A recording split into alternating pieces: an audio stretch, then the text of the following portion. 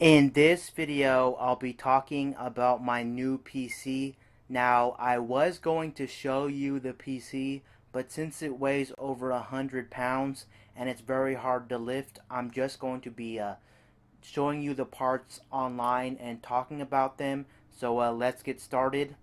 Now, this is a gaming PC. I did forget to mention that. So for the case, I am using that CM Storm Striker full gaming tower PC case, and so far I've had no problems with this case. I really do love this case. It is a very awesome case.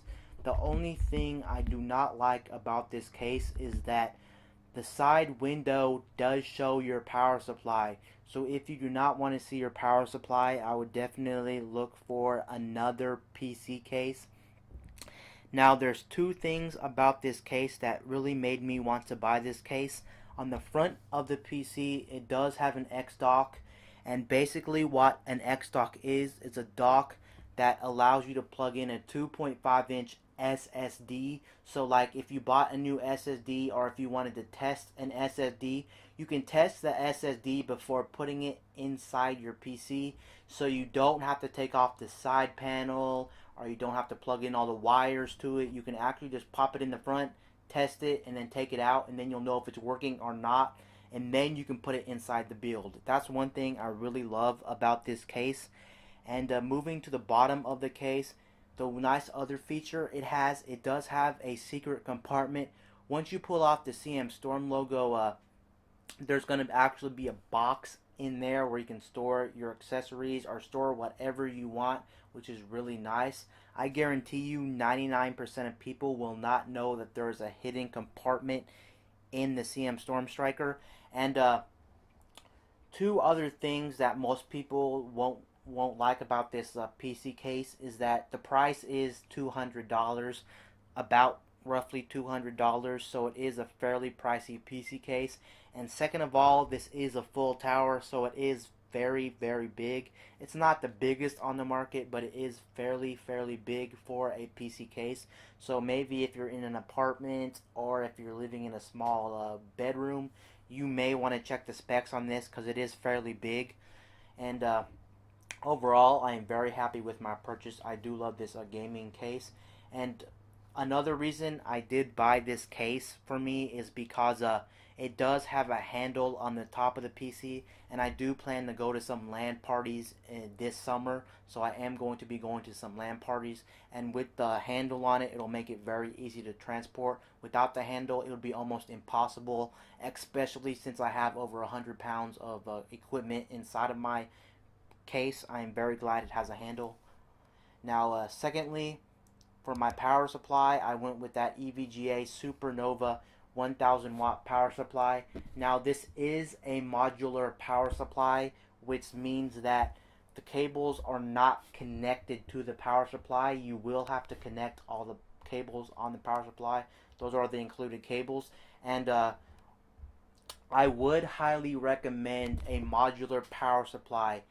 Definitely if you're going to be buying a PC case with a window on it. If you're going to be buying a PC case with a side window on it, then you're definitely going to want modular power supply, because it'll help you keep all your cables nice and neat, and you won't have to worry about any cables you're not using connected to the power supply. Now, is it really necessary? If you're not buying a windowed PC case, I would still probably even recommend it then, because you want as much airflow in your case as possible, and with extra cables connected to the power supply which you can't connect or disconnect, then it's going to be very hard on you to really bag time or tie them up. They'll really get in your way. So I would definitely recommend a modular power supply, whether you're buying a window or not buying a window. I would just make it a higher priority to buy a modular, especially if you're buying a window. It would be a much more higher priority. And it is rated at 80 watts. It's not the most 80 plus gold power. It's not the most quiet running power supply, but it does get the job done. It runs about moderate in sound, so you'll probably be happy with it. It does not run that hot or that noisy. Now, for my motherboard, I am using the Asus Z97 Pro Wi-Fi AC motherboard. This supports 32 gig of DDR3 RAM, and it also has 3-way SLI. It does not support 4-way SLI. So if you want 4-way SLI, unfortunately, this motherboard does not support 4-way SLI. But I don't know who in the right mind would be using 4-way SLI. That is just ridiculous. Seriously, that is just ridiculous. So I think you'll be good with a 3-way SLI, at least at this point in time. And one thing a lot of people have said on this motherboard is that this motherboard gets bad Wi-Fi connection, and in my testing, I've had it over about 3 months now, and I can safely say this motherboard gets great Wi-Fi reception. The people who are reviewing this motherboard must have had their computer in their backyard or on their driveway or something, because I've had no disconnects, I've had no loss of signal, I've had great signal with this, and my room is actually 2 rooms away from the actual router, so that tells you something. I'm probably about a ways off from the router. I'm still getting perfect signal with this motherboard, so I don't know what the people are talking about. So overall, I'm very happy with this motherboard. Now, this is an ATX, which means that it is a full-size motherboard, so definitely get a medium to full-size tower for this motherboard, because it is a full-sized motherboard. Now, moving on to the RAM I used the Intel Core i7-4790K processor. This thing is a beast, let me tell you. It cuts through all the games I've been playing, all the video editing I've been doing. It is a beast of a processor. Now, I was thinking about going to an 8-core or a 6-core, but in reality, you really don't need a 6 or an 8-core. A lot of the games don't really benefit from more cores. It's mostly the GPU that's going to do most of the work, so you really don't need a beefy processor. I think a 4-core processor is very good for even the next couple of years, or even 5 or 6 years down the road, because as of right now, the GPU is where all the hard work is going to be at. I would definitely recommend getting this processor and buying a better GPU for more money, instead of buying an 8-core or a 6-core processor and then buying a small GPU. I'll definitely recommend buying this processor, or a processor of the same amount of money, and then buying a beefy GPU. Now, this processor does a very good job at most tasks, and it does go up to 4.4 gigahertz. I safely have this processor at 4.5 gigs with no problems. It is running cool right now at 4.5 gigahertz, so you can safely overclock this to 4.5 gigahertz. And I've had no problems with this Intel Core processor, and I love it. It is definitely a good processor.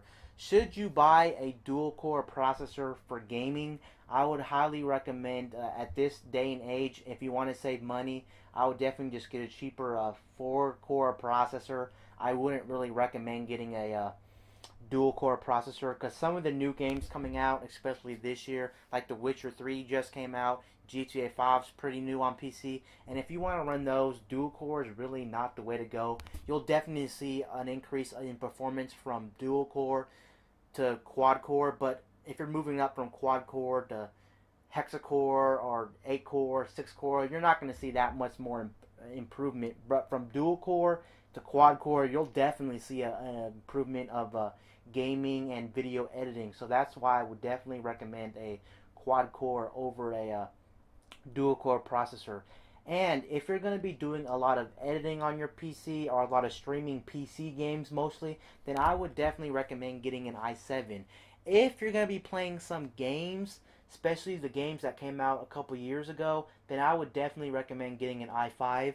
And especially get an i5 if you're going to be playing a lot of the esports games like League of Legends, Counter-Strike, Dota, then definitely get an i5. But for the games that are coming out this year and beyond, definitely just get an i7 processor, definitely. Don't waste your money on an i5, because the bigger titles like GTA 5 and The Witcher 3 need a lot of horsepower. I would definitely recommend an i7 processor easily for the AAA titles that are coming out.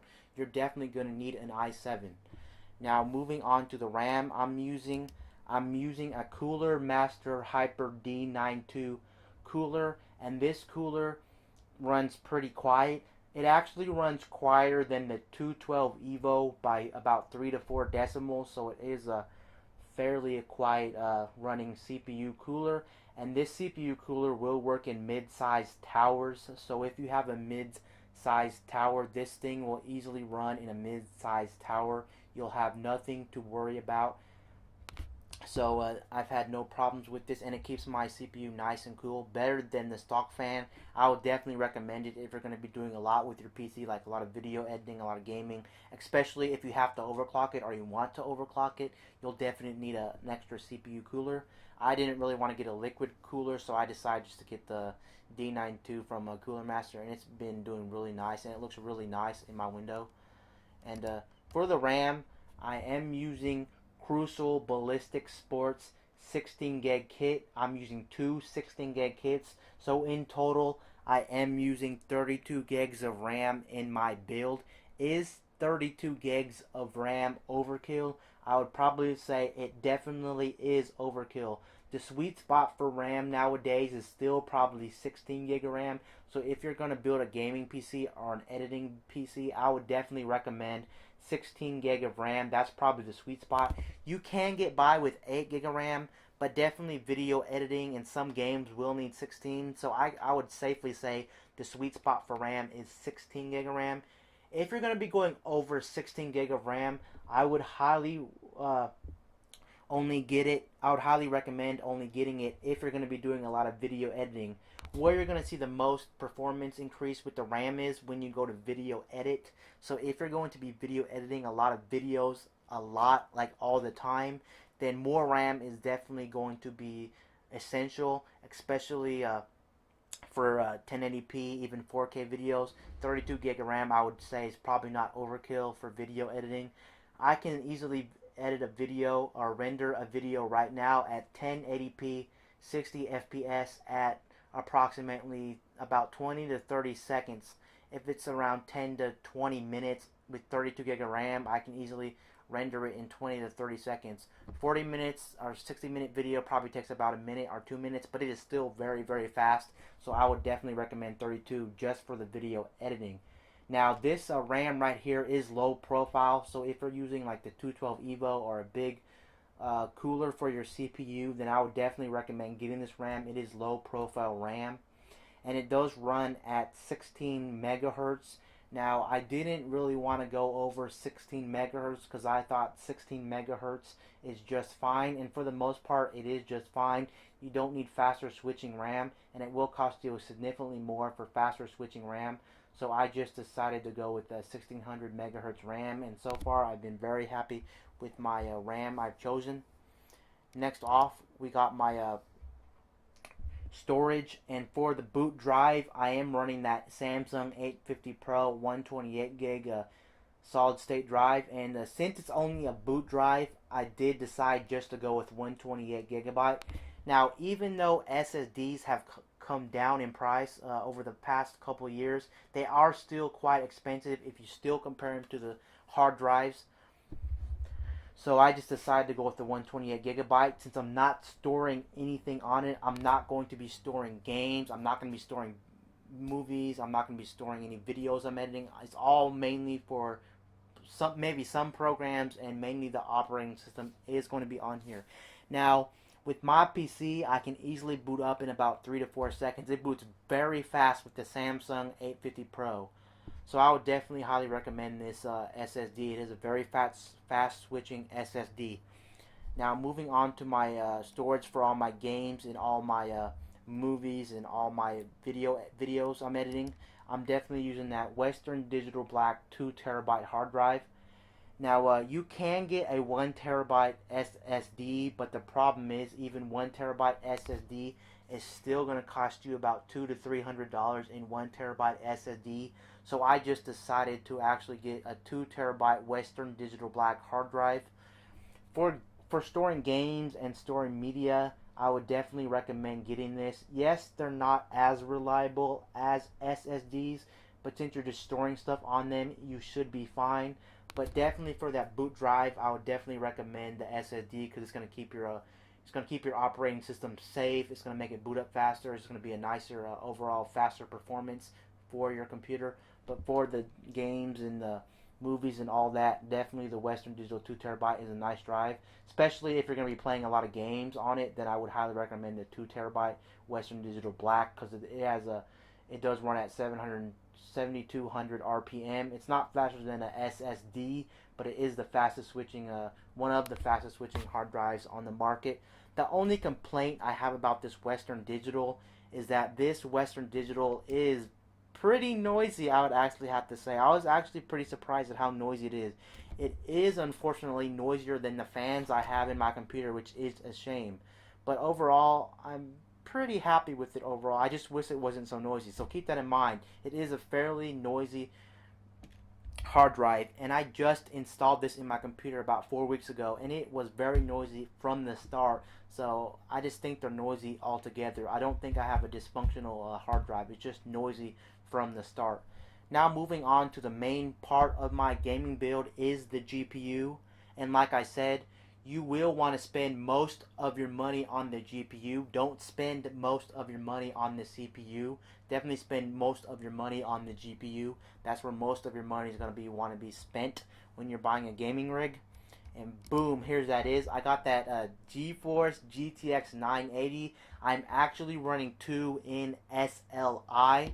Now, I would definitely recommend this card definitely if you're going to be playing most of the new games coming out this year and beyond, especially that Witcher 3, the GTA 5, and some more games coming out this year are going to be VRAM heavy and graphically intense, so you're definitely going to need a really high-end GPU. I would say if you're running most of the esports games like League of Legends, or if you're running Counter-Strike, Dota, or games from the last couple of years, you can probably go up to 970 or even the 960. You would probably get by. But if you want to play those AAA games coming out this year and beyond, you definitely need a beefy GPU. And I really got the GTX 980 in SLI. It kicks ass in SLI. It really does. It's really awesome. Now, if I would have bought my computer a couple weeks ago or this week, I probably would have actually got the GTX 980 Ti because the 980 Ti is more related to the GTX Titan X. So if you're thinking about getting a GPU right now, I would honestly recommend the GTX 980 Ti. You're only saving about $300. To some people that might be a lot of money, but in the long run, you're going to be able to last longer, and you'll be able to play most hardcore games coming out in the next couple of years. You'll kind of like future proofing yourself. But other than that, this is a nice GPU. I just wish I would have bought the 980 Ti, but I made my build a couple of months ago, and the Ti and even the Titan X wasn't even available at that time. So I am running 2 GTX 980s in SLI, and I'm very happy about that. One cool thing about the 900 series cards, the 960, 970, 980, 980 Ti, Titan X, one thing about these cards is the 900 series will not kick on the fans if it doesn't get hot enough. So if you're just browsing the internet or just doing listening to music on your PC and stuff like that, the fans will not kick on. They will only kick on if you do intensive stuff like edit a video, or if you're gaming on your PC, then it will kick on the fans. That's one reason I wanted to go with the 900 series, because the 900 series has that nice feature. Can this card play 4K games? Yes, it can play 4K games, but it still has somewhat of a problem playing 4K games. Most games at 4K, you're not going to be pushing 60 frames per second, especially the newer games like GTA 5 and Witcher 3. You can game at 1080p pretty comfortably with this card. So I would definitely recommend this card to you. And the last thing I got for my PC is extra fans. I got the NZXT fans, 140mm fans. So I did get 2 extra additional fans for my PC. Now this fan does have LEDs, and if you're asking, the fans on here do not turn off. I mean the LEDs on here do not turn off. So if you want LEDs on your fans that will turn off by the controller, you will have to get an adapter or you will have to look for other fans. But these lights stay on it all the time when your PC is on. So just take that in note. And these fans are fairly quiet. I do have to admit, these are fairly quiet. They're not the quiet running fans, but they probably sound like someone like talking in the room. That's what I would put it at. It is a very quiet fan, but just not quiet enough for a quiet build if you're building yourself a quiet build. And those are all the parts in my PC. And peace out. I'll see you guys later in my next video. I'm out.